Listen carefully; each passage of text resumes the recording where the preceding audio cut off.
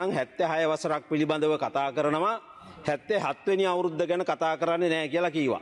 ඒ නිසා මම කැමතියි 77 වෙනි අවුරුද්ද ගැන මගේ කතාවේදී අදහස් ඉදිරිපත් කරන්න.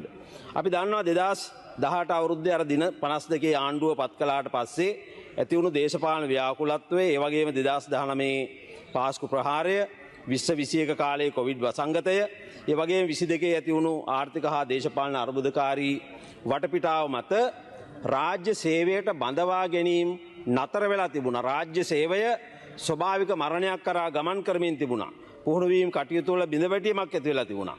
රාජ්‍ය සේවයේ අත්‍යවශ්‍ය බඳවා ගැනීම සහ අඛණ්ඩතාව සඳහා කළ යුතු බඳවා ගැනීම සිද්ධ වුණේ නැහැ. අර රාජ්‍ය සේවය තුලින් කරන සීමිත බඳවා ගැනීම ප්‍රමාණයක් පමණයි සිද්ධ වුණේ. විවෘත පදනමින් කළ යුතු බඳවා ගැනීම සියල්ල නතර කරලා තිබුණා. ඒ නිසා අපි බලයටපත් වූ වහාම මේ 77 වෙනි අවුරුද්දේ රාජ්‍ය සේවයේ ශක්තිමත් කිරීම සඳහා අවශ්‍ය කරන බඳවා ගැනීම අපි ආරම්භ කරලා තියෙනවා. මෙන්න 77 වෙනි අවුරුද්දේ පළවෙනි පියවර රාජ්‍ය සේවයේ ශක්තිමත් කිරීමට අවශ්‍ය බඳවා ගැනීම නතර කරලා තිබුණු බඳවා ගැනීම අපි ආරම්භ කළා. ඒ නිසා රාජ්‍ය සේවයේ අත්‍යවශ්‍ය හා අඛණ්ඩතාව සඳහා වූ බඳවා ගැනීම සිදු කිරීම සඳහා අවශ්‍ය නිර්දේශ ඉදිරිපත් කිරීමට අන්තර්කාලීන පියවරක් හැටියට රාජ්‍ය සේවයේ බඳවා ගැනීම සමාලෝචනය කිරීම සඳහා කමිටුව අග්‍රාමාත්‍ය ලේකම්වරයාගේ ප්‍රධානත්වයෙන් ස්ථාපිත කළා. එම කමිටුව සිදු කර ලබන නිර්දේශ සලකා බලා අමාත්‍ය මණ්ඩලය විසින් බඳවා ගැනීම සඳහා අනුමැතිය දෙනවා. ඒ නිසා දැන් අපි මේ ක්‍රියාවලිය ආරම්භ කරලා තියෙන්නේ. මේ වන විට රාජ්‍ය සේවය, පළාත් රාජ්‍ය සේවය හා සංස්ථා ව්‍යවස්ථාපිත මණ්ඩලවල 76982ක් 77000කට ආසන්න ප්‍රමාණයක් බඳවා ගැනීම සඳහා අනුමැතිය ලබා දීලා තියෙනවා. බඳවා ගැනීම නතර කරලා තිබුණු වටපිටාවක් ඇතුලේ. ඒ වගේම අපි දැක්ක පහුගිය දවස්වල කතා කරන උපාධිධාරීන්ට රැකියාව දෙනවා කියවා දෙන්නේ නැහැ කියලා. මේ 77000කට ආසන්න රාජ්‍ය සේවකයන් අතරේ උපාධිධාරීන්ට විශාල අවස්ථා ප්‍රමාණයක් නිර්මාණය වෙලා තියෙනවා. ඒ නිසා උපාධිධාරීන්ට අපි පොරොන්දු වුණු විදියට රැකියාව ලබා දීම සඳහා මේ වැඩපිළිවෙල ඇතුලේ අපි අවශ්‍ය ක්‍රියාමාර්ග අරගෙන තියෙනවා. මේ වන විටත් උපාධිධාරීන් 12309ක් බඳවාගෙන තියෙනවා. බඳවා ගැනීම සඳහා අනුමැතිය දීලා තියෙනවා. තව විශාල ප්‍රමාණයක් බඳවා ගැනීමට නියමිතයි. මේ වන විට බඳවා ගැනීමට අනුමැතිය දීලා තියෙන ප්‍රමාණය මං කියේ 12309ක් උපාධිධාරී. මෙම බඳවා ගැනීම සඳහා අයදුම්පත් කැඳවීම, විභාග පැවැත්වීම, සම්මුඛ පරීක්ෂණ පැවැත්වීම සහ බඳවා ගැනීම සිදු වෙමින් පවතිනවා. ඒ වගේම සමහර ප්‍රශ්න සමහර පළාත් සභාවලදී අධිකරණ ක්‍රියාමාර්ග වලට ගිහිලා තිබුණා. ඒ අධිකරණ ක්‍රියාමාර්ග අවසන් වුණු තැන්වල උපාධිධාරීන් ගුරුවරුන් හැටියට බඳවා ගැනීම සඳහා අවශ්‍ය මූලික කටයුතු අපි මේ වෙනකොට ආරම්භ කරලා තියෙනවා. ඒ වගේම තමයි රාජ්‍ය පරිපාලන අමාත්‍යාංශය යටතේ පවතින දීප ව්‍යාප්ත සේවාවලද ඒකාබද්ධ සේවාවන් වලද බඳවා ගැනීම අඛණ්ඩව සිදු කිරීම අත්‍යවශ්‍ය වෙලා තියෙනවා. සියලු අමාත්‍යාංශ සහ දෙපාර්තමේන්තු, ඒ වගේම දිස්ත්‍රික්ක ඒකම් කාර්යාල හා ප්‍රාදේශීය ලේකම් කාර්යාල, ඒ වගේම ග්‍රාම නිලධාරී කාර්යාල දක්වා වන බඳවා ගැනීම, ඒ වගේම පළාත් සභාවලට අවශ්‍ය දීප ව්‍යාප්ත සේවාවන්හි බඳවා ගැනීම සිදු කරනු ලබන්නේ රාජ්‍ය සේවා කොමිෂන් සභාවේ පත්කිරීම් බලධාරීත්වයේ යටතේ හා ඒකාබද්ධ සේවා අධ්‍යක්ෂ ජනරාල්ගේ පත්කිරීම් බලධාරීත්වය යටතේ අමාත්‍යාංශය විසින් 2021 වර්ෂයේ සිට විශේෂයෙන් විවෘත පදනම මත බඳවා ගැනීම සඳහා අයදුම්පත් කැඳවා තිබුණේ නැහැ. මේ අලුත් තරුණ තරුණියන්ට අවස්ථාව දෙන්න ඉඩකඩ තිබුණේ නැහැ 2021 ඉඳලා. ඒ නිසා අයදුම්පත් කැඳවලා තිබුණ සමහර ඒ වගේ බඳවා ගැනීම සඳහා අනුමැතිය ලබා දීලා තිබුණේ නැහැ. නියමිත බඳවා ගැනීම කෙරුණේ නැහැ. ඒ නිසා අපි ශ්‍රී ලංකා පරිපාලන සේවය, ශ්‍රී ලංකා ගණකාධිකාරී සේවය, ශ්‍රී ලංකා ක්‍රම සම්පාදන සේවය, ශ්‍රී ලංකා ඉංජිනේරු සේවය, ශ්‍රී ලංකා විද්‍යාත්මක සේවය, ශ්‍රී ලංකා වාස්තු විද්‍යාත්මක සේවය යන සේවාවල ඇති වෙලා තිබුණු පුරප්පාඩු පිරවීම සඳහා කටයුතු කරලා තියෙනවා. ඒ අනුව ශ්‍රී ලංකා පරිපාලන සේවයට මේ වන විට 194 දෙනෙක්, ශ්‍රී ලංකා ගණකාධිකාරී සේවයට 257ක්, ශ්‍රී ලංකා ක්‍රම සම්පාදන සේවයට 146ක්, ඉංජිනේරු සේවයට 191ක්, විද්‍යාත්මක සේවයට 86ක් වශයෙන් බඳවා ගැනීම සිදු කරලා තියෙන 874ක්. මේ සේවාවලට බඳවා ගත්තේ නැත්නම් රාජ්‍ය සේවයේ විධිමත්ව පවත්වාගෙන යාම කොහෙත්ම කරන්න පුළුවන් කමක් නැහැ. මේවා නවත්තලා තිබුණේ.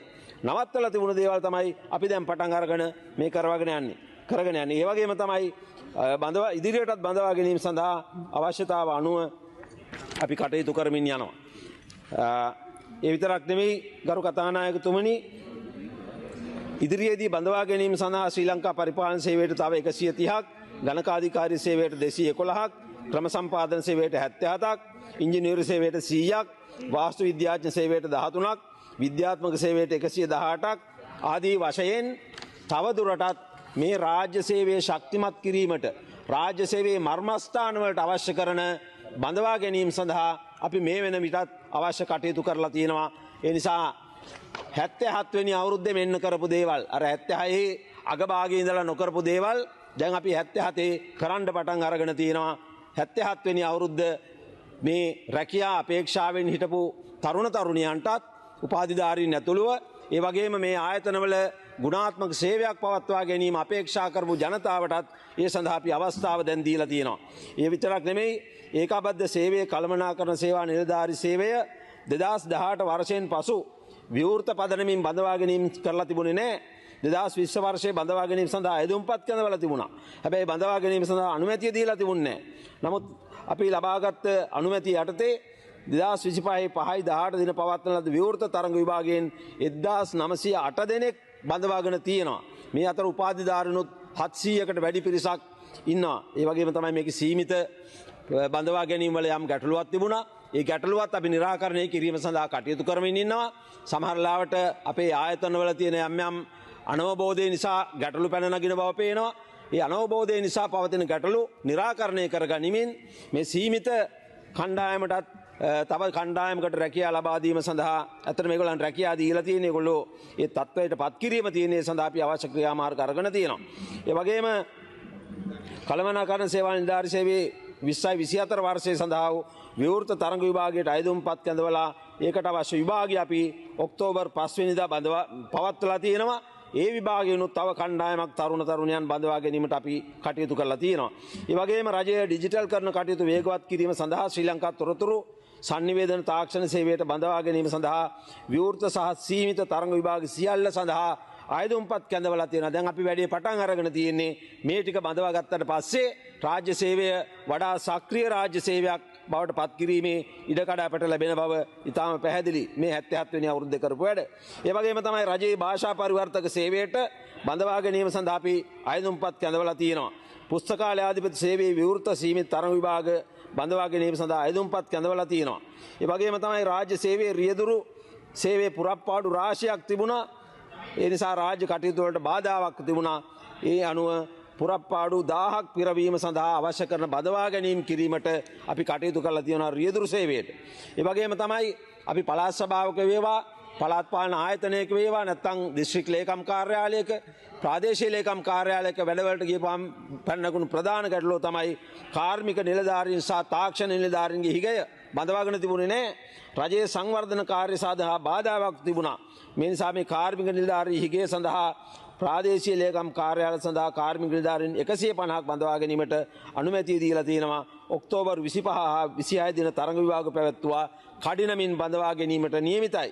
ඒ වගේම තමයි ග්‍රාම නිලධාරී සේවයේ දීර්ඝ කාලයක් නොවිසඳී පැවති සේවා ව්‍යවස්ථා ගැටලුව අපි දැන් निराකරණය කරලා තියෙනවා. සංගම්වල එකඟතාව මත නිමාවට පත් කරලා රාජ්‍ය සේවා කොමිෂන් සභාවේ අමාත්‍ය මණ්ඩලයේ අනුමැතිය පරිදි ක්‍රියාත්මක තත්ත්වයට පත් කරලා තියෙනවා.